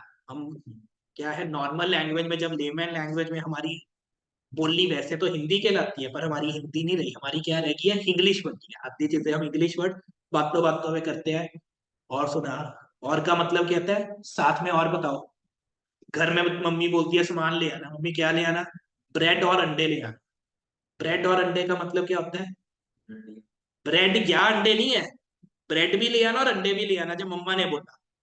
पर इंग्लिश टर्मिनोलॉजी में और एंड का क्या फर्क रह गया, एंड का एंड मतलब मतलब और होता है। फुलफिल होनी चाहिए, और का मतलब है या तो ये फुल कर लो या ऑप्शनल। अगर ये फुलफिल हो गया तो भी, और मीन्स अगर ये नहीं हुई ये भी हो गया तो भी वो रेजिडेंट। क्लियर रहना, अपने लॉ भी पढ़ना है आगे, टैक्स भी पढ़ना है, और एंड जहां जहां लिखा हुआ है, क्योंकि लॉ ने कई जगह तो एंड वर्ड यूज करा है। एंड मतलब इसके साथ ये तो होना जरूरी है तो ही कंडीशन फुलफिल हुई। और का मतलब चाहे वो चाहे ये। है बड़ी बेसिक इंग्लिश, पर बंदा कंफ्यूज हो जाता है, एग्जामिनर इस पे बड़ा टेस्ट ले लेता है आपका। आप तो अभी एक टॉपिक पढ़ रहे हो ना, आपको खुद डाउट आ जाएगा यार और था एंड सा, और था एंड सा, और एंड में कई बार पूरा क्वेश्चन ही पलट जाता है। तो इन चीजों को जहां और एंड लिखा होगा वो जरूर ध्यान रखना, ठीक है बच्चे। कह रहे हैं 60 डेज से कोई ज्यादा इंडिया में रहा, हमारा ये साल, साल की पहले बात कर लेते हैं, कोई बात नहीं। आपको अगर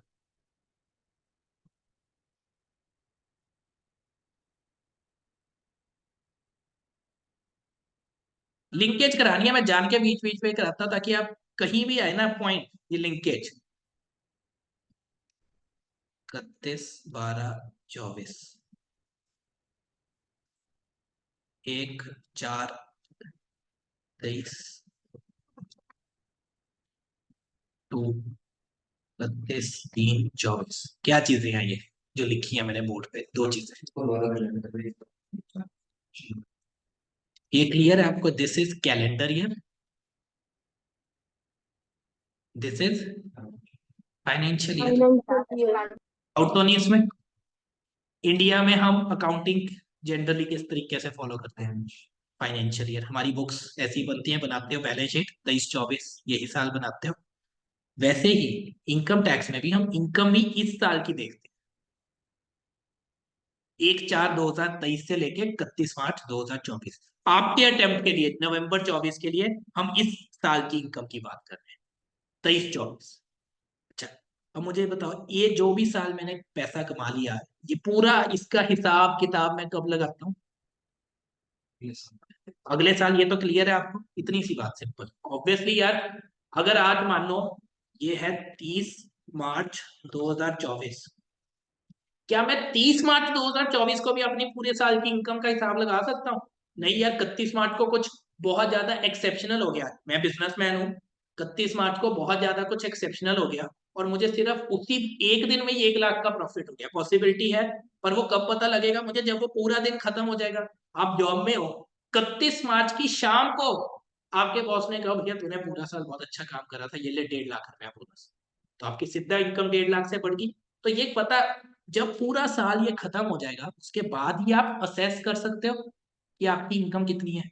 मतलब किस साल, इस साल को वैसे शॉर्ट फॉर्म में क्या बोलते हैं, इस साल को, ये वाले साल को।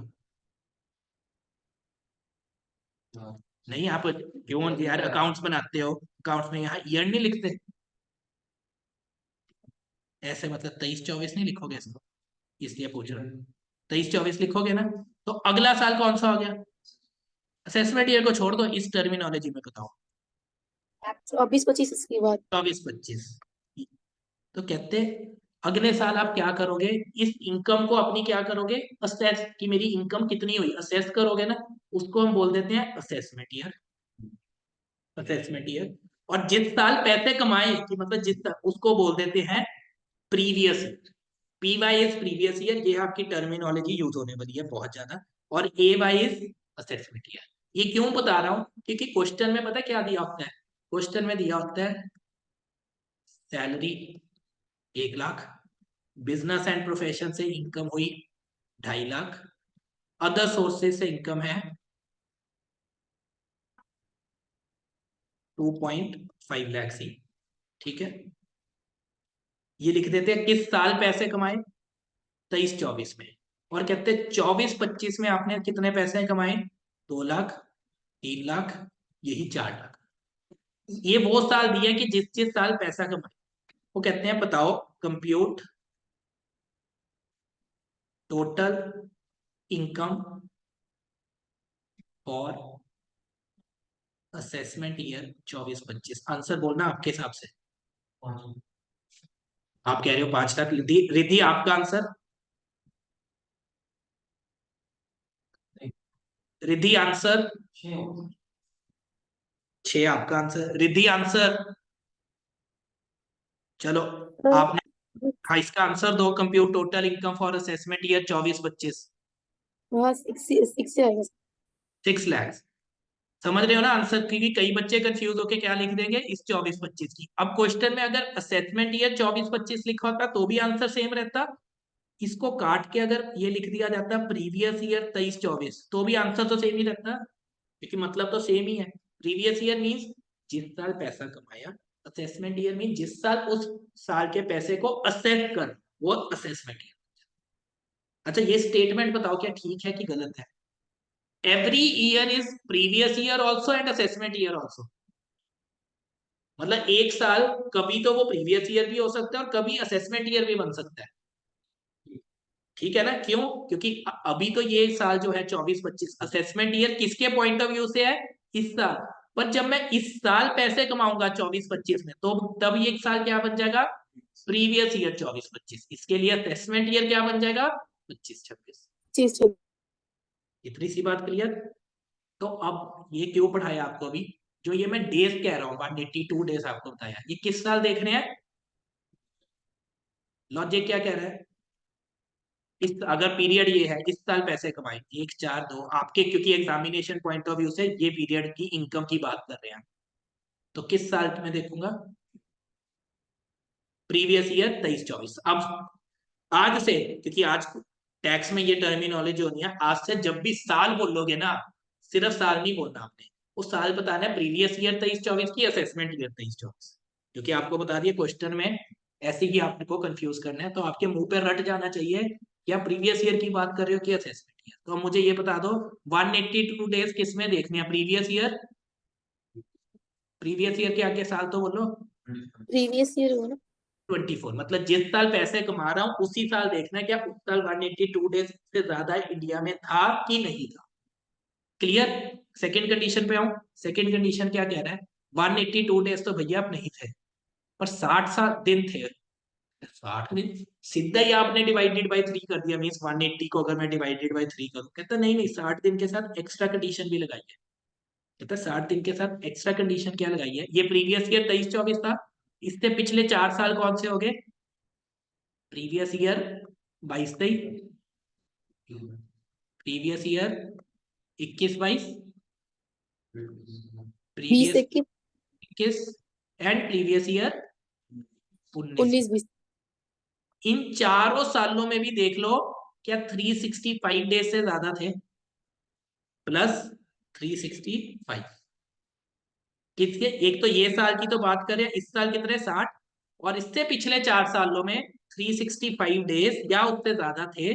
अगर तो ये कंडीशन भी फुलफिल होगी ना, तो भी आप रेजिडेंट, तो भी रेजिडेंट। इतनी इतनी छोटी सी बात बस। क्लियर ना? मैं यस रिपीट, सर। पहले कंडीशन क्या है, 182 डेज या उससे ज्यादा रहनी है तो रेजिडेंट हो ही। और आप जो मर्जी हो, चाहे ओबामा हो, चाहे लखन हो, चाहे राम हो, चाहे श्याम हो, जो मर्जी हो। अभी आपको एग्जांपल दिया, वो मैं तो क्रिकेट खेलने आया था जी, तो कहते तो क्या हो गया, तू 182 डेज से ज्यादा इंडिया में रह गया, तू रेजिडेंट बन गया। और रेजिडेंट बनने से क्या होता है, उसकी फॉरेन इनकम भी इंडिया में टैक्सेबल हो जाती है। पर हाँ, ओआर एनओआर के केस में थोड़ा सा फर्क है, वो देखिए। बस इतना याद, अगर तो नॉन रेजिडेंट होता तो सिर्फ उसकी इंडियन इनकम ही, इंडियन इनकम कौन सी होती है, जो आईपीएल से कमाए हैं। पर फॉरेन इनकम कौन सी है, जो वो फॉरेन में भी कमा रहा है। तो रेजिडेंट अगर बन जाता है तो टैक्स ज्यादा पड़ जाता है, तो इसीलिए वो रेजिडेंट बनना नहीं चाहता था। कौन, डेविड वार्नर, जो आपने एग्जाम्पल में बोला था। तो लेकिन 182 डेज से ज्यादा रह गया तो भी रेजिडेंट है, या 60 डेज प्लस 365। याद रहेगा। बढ़ लूं आगे। मुझे ये आपके फिगर्स भी माइंड में रहनी चाहिए, घर जाके तो रिवाइज करना है, पर घर जाके ये नो ये बिल्कुल ही नहीं याद, अब तो फिर से पढ़ना है, दिमाग में क्लियर कंसेप्ट के साथ लर्न। अच्छा, अब ये लिखा है 182 डेज। आपको क्या लग रहा है, क्या ये इकट्ठे होने चाहिए कि टुकड़ों में भी हो सकते हैं? टुकड़ों में भी। इकट्ठे। इकट्ठे आपने बोला, देखो वही अब कॉन्फ्लिक्ट आ गया। रिद्धि ने बोल दिया इकट्ठे, आपने बोल दिया टुकड़ों में। कोई कुछ बोल सकता था, तो लॉ ने लिख दिया। ताकि लॉ ने लिख दिया तो इसमें किसी को कोई डाउट नहीं आना चाहिए। लॉ ने कहा चाहे इकट्ठे रह रहे हो चाहे नहीं रह रहे, साल में 182 डेज से ज्यादा रह रही है तो आप रेजिडेंट मीन्स। आज 20 दिन इंडिया में रहे, 2 दिन फॉरेन घूमने चले गए। फिर इंडिया में आए, 50 दिन इंडिया में रहे, फिर हफ्ता भर फॉरेन घूमने चले गए। चाहे कॉन्टिन्यूएशन में नहीं भी हो, पर टोटल टोटल 182 डेज से ज्यादा इंडिया में रह लिए तो आप रेजिडेंट बन गए। सर ओबामा जी आए, 3 महीने इंडिया में रह गए, मीन्स 90 डेज मोटा मोटा। फिर 2 महीने फॉरेन चले गए। फिर इंडिया में आए, 4 महीने इंडिया में रह गए, बन गए रेजिडेंट, तो बस बन गए रेजिडेंट। ठीक है, तो कॉन्टिन्यूएशन पीरियड नहीं देखना। फिर कहते एक और डाउट आ गया, फ्लाइट लैंड करी आज, फ्लाइट आज लैंड करी। लैंड कितने बजे करी? रात के 11:50। कितने बजे फ्लाइट लैंड करेगी? रात के 11:50 पर, 11:50 PM। कहते हैं बताओ अब ये इस दिन इंडिया में रहा, क्योंकि दिन से फर्क पड़ जाएगा। सपोज किसी के 181 डेज हैं, तो वो क्या बन गया, नॉन रेजिडेंट। 182 होते ही वो रेजिडेंट बन जाएगा। तो कहते हैं इस दिन क्या वो इंडिया में था? वैसे तो 10 मिनट सिर्फ इंडिया में रहा वो, क्योंकि फ्लाइट लैंड करी इंडिया में 11:50 पर, 12 बजे तो अगला दिन ही शुरू हो जाना था, सिर्फ 10 मिनट इंडिया में रहा। आप कह रहे हो इस दिन को काउंट करेंगे रिद्धि आपके हिसाब से? सर होल्ड ही नहीं रहा तो शायद नहीं करेंगे। अच्छा, वही देखो, अब डाउट आ गया ना कि। और अब मान लो अगले दिन फ्लाइट, मतलब अगले दिन नहीं, जब भी वो इंडिया से बाहर गया, तब टाइम क्या था, सुबह के 1:30। 1:30 AM। सिर्फ 1.5 घंटा इंडिया में रहा, क्योंकि 1:30 बजे तो फ्लाइट उड़ ही गई। ठीक है, कहते तो बताओ वो इंडिया में है? आप कह रहे हो है रिद्धि, आपके अकॉर्डिंग? नहीं है। आप, हाँ, रिद्धि कह रही है नहीं है, आपने कहा है। किसी के भी डाउट, तो कन्फ्लिक्ट ऑफ इंटरेस्ट तो कहीं भी आ सकता है। तो लॉ ने लिख दिया, कहते डेट ऑफ अराइवल, जिस दिन वो आया, एंड डेट ऑफ डिपार्चर, जिस दिन वो चले गया, बोथ विल बी इंक्लूडेड। मतलब उसको इंक्लूड करेंगे, ये मानेंगे कि इस दिन भी वो इंडिया में था और इस दिन भी वो इंडिया में था। ये मैंने चार्ट फॉर्म में आपके लिए लिख दिया, date of departure and date of arrival both are consider to be in India. ठीक है जी, एक तो ये पॉइंट क्लियर। छोटे छोटे पॉइंट समझ रहे हो ना, कहाँ का क्वेश्चन में आ सकते हैं। और आपके सिलेबस में पहले ही बोल चुका हूँ, एमसीक्यू भी है। एमसीक्यू बच्चा फटाफट जवाब कब दे पाएगा, अगर उसकी कंसेप्चुअल क्लैरिटी।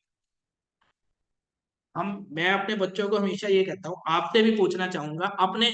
और सिर्फ सिर्फ ये ना कहना कि यार क्लास में जवाब देना है तो जोश से जवाब दे दो, जो मर्जी, दिल से जवाब देना। क्लास में जब बैठे होते हो मेरी क्लास में, आपका मोटिव क्या है? सिर्फ सीए बनना है, और सीए बनने के बाद देखी जाएगी कि सीए, अच्छा सीए बनना है ताकि मैं सबको बता सकूं कि यार कोई भी कंसेप्ट कैसे होता है। कल को आप अपनी वैल्यू क्या चाहते हो, बाहर जाकर लोग आपसे पूछे, सीए साहब या कोई भी, चाहे आपका फ्रेंड भी सीए बना हो, यार ये बताना ये न्यू प्रोविजन आया क्या कह रहा है, कि आप लोगों से पूछते रहो। आप कह रहे हो आपके मन में सबके यही जनरली होता है, यार मैं एक ऐसा काबिल बन जाऊं लोग मेरे से पूछने आए कि ये क्या नया प्रोविजन आया। वो कैसे कर पाओगे जब आपकी कंसेप्चुअल क्लैरिटी। तो कंसेप्चुअल क्लैरिटी के लिए ये चीजें छोटी छोटी होती हैं, पर इन्हीं को तो देखना जरूरी है। आपके उधर एमसीक्यू आ सकता है कि बंदा इस दिन डिपार्ट हुआ, इस दिन अराइवल हुआ, बताओ वो इंडिया में कितने दिन रहा। आपके अगर ये क्लियर होएगा, date of departure and date of arrival both are considered to be in India, फटाफट आंसर दे दोगे। एमसीक्यू होएगा, 4 ऑप्शन ही दिए होंगे, एक एक दिन का फर्क ही डालना होगा उसमें, ताकि आप कंफ्यूज हो। तो आप क्लियर हो गए, आंसर दे पाओ। और ये क्या बोल रहा है, इन इंडिया बोल रहा है ना। इंडिया की अगर हम डेफिनेशन पढ़ेंगे, लॉ में डेफिनेशन दी हुई है इनकम टैक्स एक्ट में, कहते हैं इंडिया क्या है, ये इंडिया का मैप बनाया मैंने। एक तो कहते हैं इंडिया का लैंड एरिया तो इंक्लूड है, कहते हैं प्लस इंडिया के जो ये सी बेड लगता है ना, सी बेड मीन पानी, वो भी इंक्लूडेड है। पानी में कितने तक इंक्लूडेड है, जैसे हम रोड का डिस्टेंस कैसे नापते हैं, क्या कहते हैं, किलोमीटर्स में ना, पानी का डिस्टेंस ना बच्चे नॉटिकल माइल्स में नापते हैं, नॉटिकल माइल्स। तो कहते हैं इंडिया की कोस्ट लाइन ये है ना, ईस्ट कोस्ट लाइन से 12 नॉटिकल माइल्स तक भी इंडिया है, 12 नॉटिकल माइल्स तक भी इंडिया है। तो कहते हैं इंडिया की डेफिनेशन क्या है, इंडिया का लैंड पार्ट, इंडिया का समुद्र पार्ट कहां तक, 12 नॉटिकल माइल तक।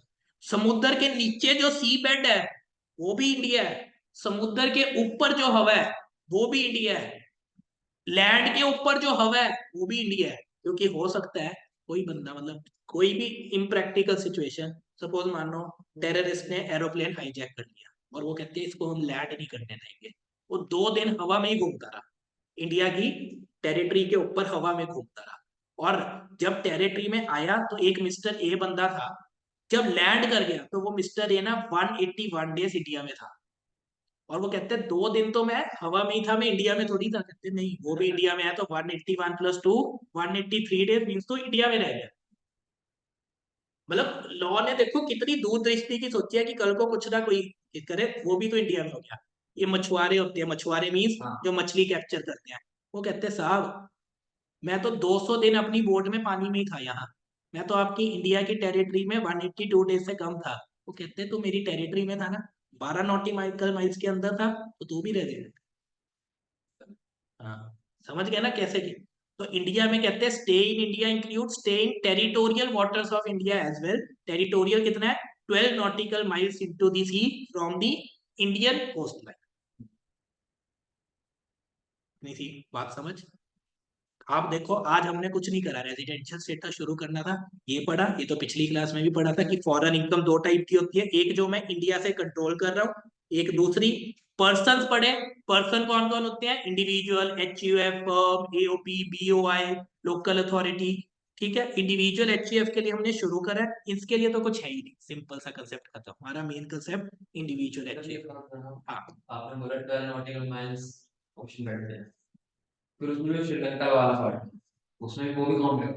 अगर वो 12 नॉटिकल माइल्स तक आता है तो होएगा, हमें श्रीलंका से नहीं लेना देना। इंडिया ने अपना रूल बना दिया कि ये इंडिया की कोस्ट लाइन, इस कोस्ट लाइन से 12 नॉटिकल माइल्स तक इंडिया है। प्रैक्टिकली आता है वैसे श्रीलंका का पार्ट। वो मुझे उसमें क्लैरिटी होती, क्योंकि वो टेक्निकल इश्यू है और मार्क करना पड़ेगा उसमें, आई एम डाउटफुल। पर इंडिया ने रूल बना दिया यहाँ से 12 नॉटिकल माइल्स, तो 12 नॉटिकल माइल्स तक अगर कोई भी है वो इंडिया ही है। आपने कई बार मूवीज देखा होगा, मूवीज में कोई जो चोर नहीं भाग रहा होता, वो अपना सी वाली वेसल सा लेके वो फटाफट जा रहा होता है, पुलिस भाग रही होती है, पुलिस कहती है भैया इसको उस लाइन तक से क्रॉस ना करने देना, अगर ये वो लाइन पानी की क्रॉस कर गया हम भी उस टेरिटरी में जा सकते हैं। क्यों, क्योंकि इंडिया ने डिफाइन करा हुआ है ये 12 नॉटिकल माइल्स तक, यहां तक मेरा इंडिया है। अगर इससे बाहर कोई चले गया, इंडिया की अथॉरिटी खत्म, तो इंडिया के ऑफिशियल्स भी यहाँ नहीं जा सकते। पिक्चर नहीं देखी यार, इंडिया पाकिस्तान की तो बहुत देखी होगी ये लाइन, गाजी अटैक या कुछ भी अटैक, कोई नॉर्मल फिर भी आर्मी वाली तो मैं बात ही नहीं कर रहा, इंडिया पाकिस्तान क्योंकि बॉर्डर एक डिफाइंड है, कई बार बॉर्डर पे तारे नहीं लगी हुई, लोग जो बॉर्डर एरिया में रहते हैं ना, उनका कई बार बच्चे पर्टिकुलरली उनको नहीं पता, भागते भागते इधर चले जाते हैं, बॉर्डर क्रॉस हो जाती है उनसे। एक बार बॉर्डर क्रॉस होगी तो इंडिया का कोई भी बंदा इधर चले गया वो अनऑथोराइज, उसको पकड़ लेते हैं, कैप्चर कर लेते हैं। क्यों, क्योंकि एक फिड्यूशरी बाउंड्री तो कई जगह बनी हुई है कि ये इंडिया है, ये पाकिस्तान, सेम पानी में बनी हुई है, 12 नॉटिकल माइल्स तक इंडिया है, इसके बाहर इंडिया नहीं। तो अगर ये इंडिया है तो इंडिया की कोई भी आर्मी नेवी सब यहां तक तो उनका कंट्रोल है, पर इसके बाहर उनका कंट्रोल नहीं। ठीक है, आगे बढ़ू, चलो अब आगे बढ़ता हूं। अब मुझे बताओ, आपको क्या लग रहा है, कोई बंदा बाहर जॉब करने गया, उसके लिए सपोज वो जॉब करने गया, पहली बारी जॉब करने जा रहा है, कब चले गया, जुलाई 2023 में कनाडा चले गया जॉब करने, और आया नहीं, उस साल वापस नहीं आया, 2 साल बाद ही वापस आया। तो पहले तो बताओ प्रीवियस ईयर 23-24 में वो कितने साल कितने दिन इंडिया में रहा, अगर 1 जुलाई को ही बाहर चले गया। डेज कैलकुलेट करके बताओ, मैं आपको क्योंकि एक रूल बता चुका हूँ तो ही पूछा किसी वजह से, डेज कैलकुलेट करके बताओ, आंसर चाहिए और मुझे एग्जैक्ट, ये ना करना है इस वजह। हाँ, अब धीरे धीरे एग्जैक्ट पे आना है ना, पहले हम मोटा मोटा चल रहे थे, अब धीरे धीरे जैसे जैसे क्लास बढ़ती जाएगी एग्जैक्ट पे आई जाना है हमने। अंडरस्टैंडिंग जब बढ़ रही है तो एग्जैक्ट डेज बताओ।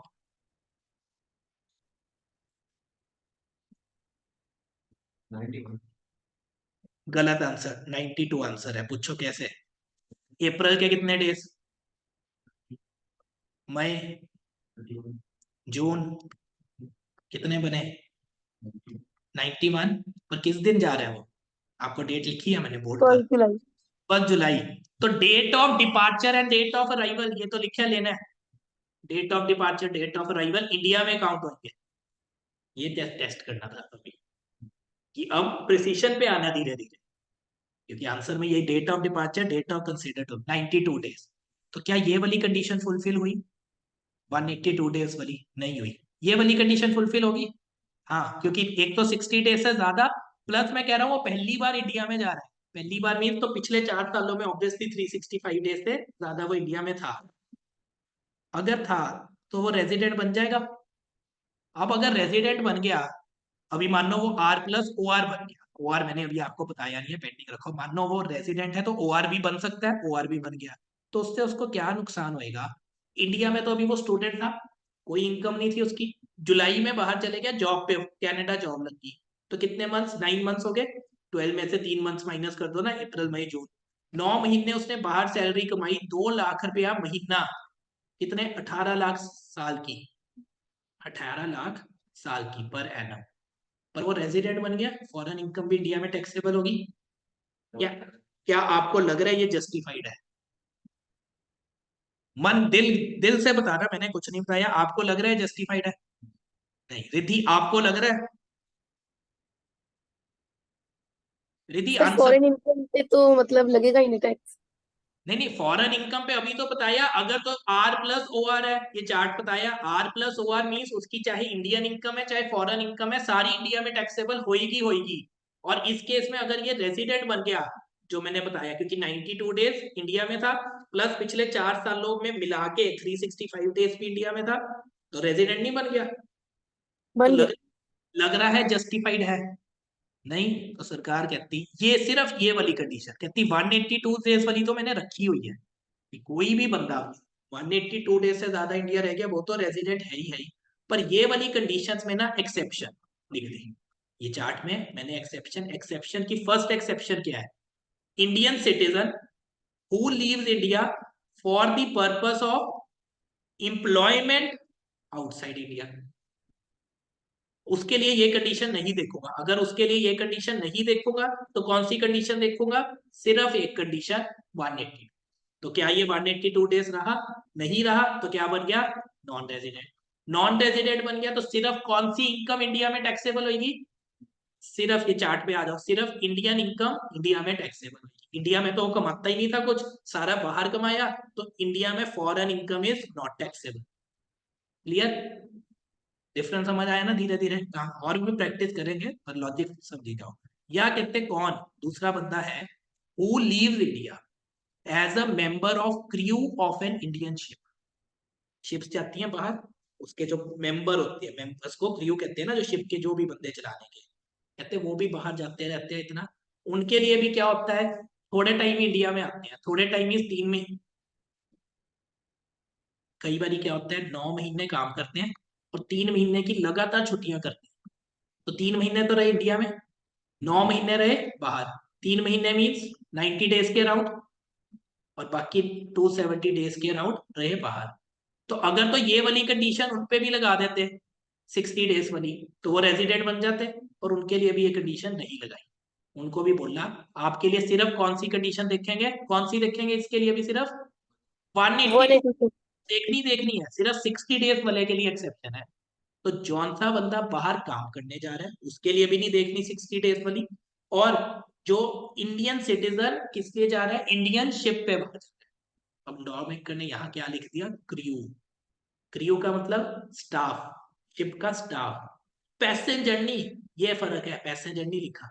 मतलब कहीं तो कह सकते हैं ना हम भी तो शिप पे ही घूमते रहे क्रूज पे या 6 महीने की छुट्टियों पे गए थे। अरे नहीं, तुम तो पैसेंजर के तौर पे गए थे। पैसेंजर नहीं, तुमने तो टिकट खरीदी थी, स्टाफ नहीं थे। स्टाफ मीन जिसको सैलरी मिल रही है। ये सिर्फ क्रू के लिए लिखा है, ना कि पैसेंजर। ये डिफरेंस है, चार्ट मैंने इसीलिए बनाया है ताकि आपको इतना क्लियर रहे भैया ये चार्ट के लिए है। इतनी सी बात क्लियर हुई। इसकी और एक्सेप्शन भी है, पर आज आपकी दूसरी क्लास अब अकाउंट्स का डेमो शुरू होने वाला है, तो इसको हम रखते हैं पेंडिंग। यहां तक कराया सिर्फ। नेक्स्ट को धीरे धीरे एक एक चीज समझ के नेक्स्ट पे चलेंगे, क्योंकि अगर समझने में बेस नहीं क्लियर हुआ आगे जाके दिक्कत। नेवी ऑफिशियल भी इस तरह से, हाँ बिल्कुल, क्योंकि मोस्टली बिल्कुल, हाँ बिल्कुल जी, बिल्कुल। उनको फिर टैक्स कर देते नहीं लगता कई बार टैक्स जब वो नॉन रेजिडेंट बन जाएंगे अब। हैं। हाँ नहीं लगता कईयों को। पर तो फॉरेन जहाँ पे वो रह रहे हैं उसमें तो लगता होगा। अगर वो किसी और कंट्री के रेजिडेंट बनते हैं, कई बार वो किसी कंट्री के रेजिडेंट बनते ही नहीं। कई बारी क्योंकि पानी में ही घूमते रहते हैं, कई बारी किसी भी कंट्री के नहीं रेजिडेंट बनते हैं। फाइनेंस का यार क्या चक्कर है, क्योंकि हम इंडिया लॉ पढ़ रहे हैं, हमें इंडिया पता है। हर कंट्री का लॉ अलग अलग होएगा। अब किसी कंट्री ने 182 की बजाय लिख दिए 180 डेज, किसी ने लिख दिए 200 डेज। कुछ भी लिख सकते हैं, उनकी मर्जी, उनका लॉ है। तो उन लॉ के तहत अगर वो सेटिस्फाई कर रहा है तो बनेगा। पर कई बारी बहुत बारी ऐसा हो जाता है क्योंकि वो पानी में रह रहे हैं, तो किसी कंट्री के भी नहीं बन पा रहे। ठीक हुआ, क्लियर? बढ़ू आगे? आगे नहीं बढ़ रहा सर, सॉरी, क्योंकि आपकी नेक्स्ट मैं क्लास। हाँ रिद्धि बोलो, आप बोलो। सर मेरे 2-3 डाउट्स है। आप पूछो।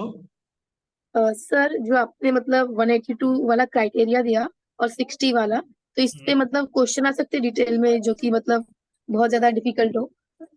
देखो क्वेश्चन आपके लिए अगर अंडरस्टैंडिंग है ना, अभी तो हमने स्टार्ट करा है। आपका जौन सा कंसेप्ट क्लियर हो गया, इजी डिफिकल्ट क्या है, मेरा मानना ये है एक छोटा बच्चा जब स्कूल जाता है उसके लिए 1+2 बहुत मुश्किल है। पर एक बड़े बच्चे के लिए 1+2 मुश्किल नहीं है। मुश्किल चीज वो है, किसी भी बच्चे को मुश्किल वो लगेगी जो उसको आती नहीं। जौन सी चीज आती है, अगर आपको एक बार कंसेप्ट क्लियर हो गया ना, आप मुश्किल कहोगे नहीं। आप कहोगे मुझे इसके बेसिस पे कुछ मर्जी क्वेश्चन दे दो, मैं क्लियर हूँ। कि 182 डेज एंड मोर और 60 डेज प्लस 365 एक्सेप्शन सर ने हमें पढ़ा दी चार्ट के साथ। कौन से दिन लेने हैं सारा तो बन गया, मैं क्लियर हूँ। पूछ लो कौन सा पूछना है। अच्छी बात है, मुश्किल पूछोगे तो वो आंसर ज्यादा बेटर दे पाएगा जिसकी क्लैरिटी ज्यादा है। तो जिनकी क्लैरिटी नहीं उनको तो नुकसान है, मेरी तो क्लैरिटी, मुश्किल पूछ लो आप तो ये कहोगे। तो मुश्किल इजी कुछ नहीं बच्चे। अगर सर आप, मैं अपनी जर्नी बताऊं, I was in non medical initial, मैंने कॉमर्स नहीं ली थी। मैंने +1 पूरी नॉन मेडिकल करी। मैंने +2 के 4 महीने नॉन मेडिकल में गुजारे। पर उसके बाद मुझे तब के पॉइंट ऑफ व्यू से ये हो गया कि नॉन मेडिकल में ऐसी बात नहीं, इंजीनियरिंग में भी आप अपना आजकल की डेट में बहुत स्कोप है, खुद का काम भी कर सकते हो और जॉब भी कर सकते हो। मुझे तब ये हो गया यार मैं नॉन मेडिकल में सिर्फ जॉब ऑप्शन है, बीइंग अ स्टूडेंट मेरी क्लैरिटी इतनी नहीं थी तब। तो मैं +2 के मिडल में कॉमर्स में आया हूँ। एंड वो मिडल में कॉमर्स में आके 8 महीने में मैंने +1 भी कवर करी है, +2 भी कवर करी है, और मैंने स्कूल भी टॉप करा उसमें 8 महीने में। और फिर सीए में घुस गए। पर ये है तब डेडिकेशन अलग कर दी यार, अब इसमें आया, इसमें नहीं बिल्कुल वो होना, बिल्कुल टॉप से चलना है, अच्छी तरह चलना है। तो अगर आप डेडिकेशन से चलोगे सब हो जाएगा, मुश्किल इजी कोई चीज। पर हाँ सीए कोर्स है, स्कूल की तरह या कॉलेज की तरह नहीं होएगा कि यार ऊपर ऊपर से पढ़ा हो जाएगा, डीप में पढ़ना पड़ेगा। मैं कोई मिसकंसेप्शन नहीं दे रहा कि यार कुछ बात नहीं ऊपर ऊपर से पढ़ना सब हो जाएगा, नहीं, डीप में पढ़ना पड़ेगा। रिद्धि आपका डाउट है? सर मतलब कि ये जो कॉन्सेप्ट है आपने 182 डे वाला बताया, हाँ मतलब जी। कि लॉ में भी है, पर लोगों ने इतने डिटेल में नहीं बताया, तो इसलिए मैंने ये क्वेश्चन पूछा। तो नहीं, किस लिए पूछा आपने, मैं नहीं समझा आपकी बात। मतलब कि ये जो क्वेश्चन है मतलब 182 डे वाला, ये मतलब लॉ में भी है, पर इतने डिटेल में मतलब किसी ने नहीं समझाया था, इसीलिए। हाँ हाँ लॉ में है, हम लॉ ही पढ़ रहे हैं। मैंने अपनी मर्जी से क्लास में कुछ नहीं पढ़ाऊंगा, जो चीज लॉ में लिखी है वही पढ़ाऊंगा।